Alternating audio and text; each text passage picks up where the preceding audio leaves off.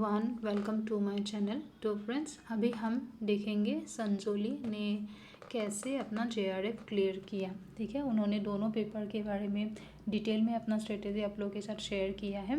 And ये मेरे learner थी।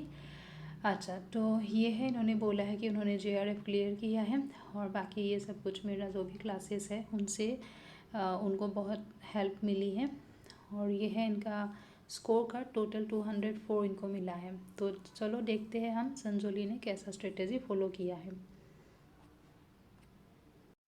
Hello everybody, my name is Sanjoli and I've qualified JRF in education subject. So my journey started with the self-study. I first of all analyzed the syllabus and then I thought to do self-study. Uske baad I purchased Arihant and I studied from that. I made notes from each and every chapter as well as practiced questions from each and every chapter. Arihant included previous years as well. So I solved previous year as well as I made notes. So I used to revise them timely and also revise the mistakes which I made in questions. Simultaneously, I for paper one मैंने पहले net clear किया था, तो मैंने उस time पे coaching ली थी paper one की मोहित शर्मा सर से। तो मेरे पास उनके नोट्स पड़े थे, तो मैंने उनके ही नोट्स प्रेफर किए एंड साथ साथ मेरा मेन फोकस था क्वेश्चन सॉल्विंग पे, क्योंकि मेरे नोट्स एक बार पेपर वन के मैंने स्टडी कर लिया था। तो अब मेरा फोकस था कि मैं प्रीवियस ईयर्स सॉल्व करूं और ज़्यादा से ज़्यादा क्वेश्चन सॉल्व करूं। यूट्यूब पर नवदीप मैम के बहुत सारा मैटर अवेलेबल है, प्लस में बहुत सारे previous years as well as बहुत सारे क्वेश्चंस मैम डेली प्रैक्टिस करवाते थे। So I followed Navdeep ma'am. Also I had notes, तो मैं नोट्स भी देखती थी। क्वेश्चंस के लिए नवदीप मैम को फॉलो करती थी और कुछ नया मैटर आता था तो नवदीप मैम को ही मेनली मैंने फोकस किया था तब। और फिर उसके बाद व्हेन जुलाई में हमारा एग्ज़ाम पोस्टपोन हुआ, तो मैंने लास्ट ईयर जो टॉपर थी उनकी वीडियो देखी थी। शी टोल्ड अबाउट अनुकंपा ma'am and then I searched for mom and she's a tutor on Unacademy and she holds also have some classes on YouTube. So she have मतलब उन्होंने इतने सारा फ्री मटेरियल दे रखा है for studying on Unacademy also and on YouTube also.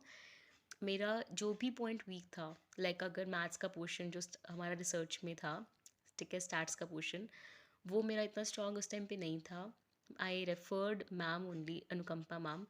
Plus में उनकी concepts, मतलब what ever I study in self study, I felt like oh my god, she gave so much of more knowledge that it was like amazing to me.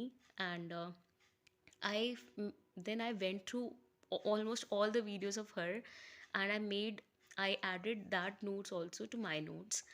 और साथ साथ मैं notes को revise भी करती थी एंड ऑल्सो फोकस करती थी कि मैं क्वेश्चंस भी सॉल्व करूं। मतलब मैंने दिन का पार्ट डिवाइड किया हुआ था कि इस टाइम पे कुछ नया पढ़ना है और इस टाइम पे मुझे पेपर सॉल्व करने हैं, ठीक है। और एक टाइम था रिवाइज करने का, पिछला भी। तो उसके लिए मुझे क्या करना पड़ता था, ये टिप है कि हर रोज़ रात को मुझे नेक्स्ट डे का स्ट्रैटेजी बनानी पड़ती थी कि कल मुझे इतना करना है। और अगर नेक्स्ट डे मैंने इतना नहीं किया तो थोड़ा सा सोचती थी कि आज क्यों नहीं किया, ठीक है। उसके बाद मैंने एन अभ्यास ऐप पे बहुत सारे मॉक टेस्ट पेपर होते हैं। ऑल्सो जितने भी प्रीवियस ईयर, मैंने एक और बुक परचेज़ की थी जिसमें प्रीवियस ईयर्स के पेपर थे एजुकेशन के और पेपर वन के भी, सो दैट मेरे पास एक ही जगह पे कंपाइल्ड पेपर्स भी हों कि अगर मुझे पेपर सॉल्व करना है तो I can solve from that. So मैं उसको लेकर बैठती थी और मैंने सितंबर में स्टार्ट कर दिया था कि मैं पेपर्स को सॉल्व करना शुरू कर दूँ। तो मैं 3-3 घंटे का स्लॉट लेके पेपर सॉल्व करती थी और रिमेनिंग टाइम में जितना मैंने अब तक कर लिया उसको रिवाइज़ करती थी। एंड कोई भी नया कंसेप्ट आता था तो एक बार के लिए उसको रिवाइज़ कर लेती थी, बट मेन फोकस रिवीजन पे था और क्वेश्चन सॉल्विंग पे था। देन अक्टूबर में मेरा एग्ज़ाम था, अक्टूबर 12 को। और अक्टूबर में मैंने मेजर टाइम रखा था खुद को फ्री रखने में, मतलब ज़्यादा स्ट्रेस नहीं लेना। और अपने डेली, मेरा शिफ्ट अगर 9 to 12 है तो 9 to 12 ही मैं पेपर सॉल्व करने की हैबिट बनाती थी और ये देखती थी कि मेरे लिए क्या चीज़ ज़्यादा बेस्ट काम कर रही है, कौन से क्वेश्चंस को पहले अटैम्प्ट करना सही रहेगा। पेपर 2 को पहले अटैम्प्ट करना मेरे को ज़्यादा ठीक लगा था, तो I prefer to attempt paper 2 पहले एंड देन पेपर 1। ये मेरी स्ट्रैटेजी थी and you see what suits for you. मेरे को ये बहुत सही लगा था। And here are some tips which I want to share with you. First of all, I want to tell about revision strategy. I found a very good revision strategy which I want to share with you. It's a 5 time revision strategy. Like आपने जो भी पढ़ा है, suppose मेरा target बनाया कि मुझे अगले दिन ABCD पढ़ना है और शाम के 5-6 बजे तक मैंने A और B ही पढ़ा, C और D मेरा रह गया। तो मेरा फोकस ये होना चाहिए कि पहले आफ्टर 7 PM, जितना मैंने 7 PM तक पढ़ लिया ठीक है, but after 7 PM what ever I studied in a day I should revise that. ठीक है, सो वो 1 घंटे 1.5 घंटे में हो जाता है पूरे दिन का रिवाइज। फिर हम जब नेक्स्ट डे सुबह उठते हैं, प्लीज़ ट्राई उसको पढ़ने में, it will just take half an hour और 40 मिनट्स, क्योंकि आपने 1.5 घंटा लगा दिया, नेक्स्ट डे आपको कम टाइम लगता है रिवाइज करने में सुबह उठते ही। देन वीकली, हर संडे को पिछले 6 दिन का जो आपने हर सुबह हाफ एन आवर पढ़ा है ना, उसको जब आप कंपाइल कर देते हो तो विद इन 3 आवर्स में आपकी रिवीजन हो जाएगी। और संडे को फ्री रखो। संडे को अगले वीक को, ये सेकंड टिप है, अगले वीक को प्लान करो कि इस वीक में अगले सिलेबस को फिर से खोलो हर वीक कि अब इतना कर लिया, इतना रह गया। क्योंकि क्या है ना, हमें लगता है कि हमने बहुत पढ़ लिया, ये रह गया है, बट अगर हम हर वीक एनालाइज करते हैं ना, तो हम स्मार्ट स्टडी भी कर पाते हैं। क्योंकि JRF के लिए आई ऑब्जर्व कि जैसे मैम भी कहते हैं, Anukampa ma'am, smart work along with hard work leads to JRF। तो दोनों ही चीज़ें ज़रूरी हैं, हार्ड वर्क भी बहुत ज़रूरी है और स्मार्ट वर्क भी ज़रूरी है। तो आप उसको अगर टाइमली प्लानिंग करते हो ना, तो that leads to smart work. So weekly analyse करना चाहिए। पहली टिप थी रिवीजन, वीकली हो गई। फोर्थ रिवीजन होती है मंथ एंड में। मंथ एंड का जो संडे है ना, उसमें पिछले 3 संडेज़ जो आपने 3-3 घंटे पढ़ा था, प्लस में इस वीक का 3 घंटे, अब कंपाइल करते हो ना, तो मंथ के एंड में अराउंड 5-6 घंटे में आपका पूरे मंथ की रिवीजन हो जाती है।